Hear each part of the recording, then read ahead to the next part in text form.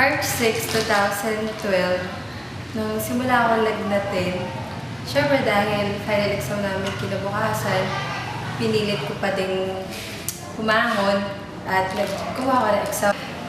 Before ako sugod sa hospital noon, March 10, 2012,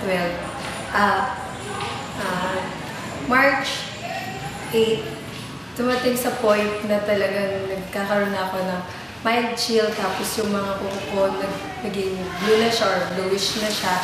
Tapos si Mami, umiyak na lang siya kasi hindi ako nagpapapunta sa hospitalan kasi nga, kinawasan nga may exam kami. March 10, 2012, 10:30 p.m.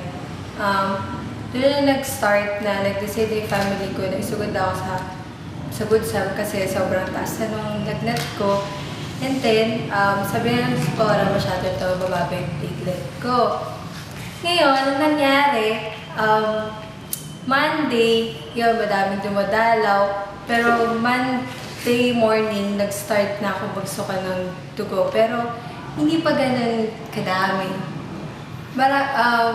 Yun, suka lang ako ng dugo. Tapos, Tuesday, 10:30 a.m., nagkaroon na ng sobra-sobra, dami-dami na ng dugo na nasuka ko.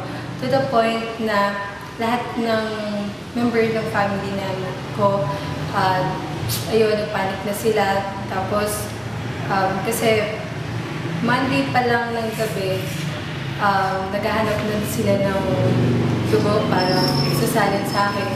Tapos after nun, sa sobrang dami, yung mami ko, iyak na lang siya ng iyak. Tapos after nun, tinanong ko siya, sabi ko, Mami, okay ka lang ba?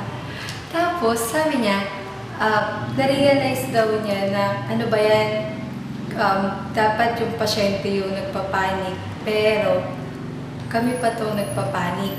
Then, sabi ko naman sa sarili ko, kasi may pinangawakan ako, which is Joshua 1, chapter 1, verse 9. Kasi before ako masugod sa hospital, pinabasa ko yung buong Joshua nun. And then yun yung pinanghawakan ko. After nun, pinunta na nga ako sa ICU. And then, never ko nang nakita yung buong family ko na malungkot sila para sa akin. Every time na viewing time na, tinitingnan nila ako, tapos lagi sila nagpapatawa. Tapos, never ko nakita yung iiyak sila. Tapos yun, hanggang sa after sa ICU, lahat sila nagpapatawa sa akin. Tapos,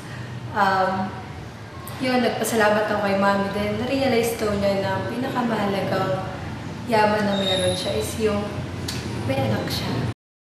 Magpakailanman, hindi magbabago. Ayun, natutunan ko na kahit negative yung situation mo, dapat hindi ka mag-response na negative din. Tapos, pati yung buong family mo, magre-response sila na katulad ng sa'yo. Kagaya ng pinahawakan ko yung Joshua chapter 1 verse 9, hindi lang ako yung naging strong, pati buong family ko.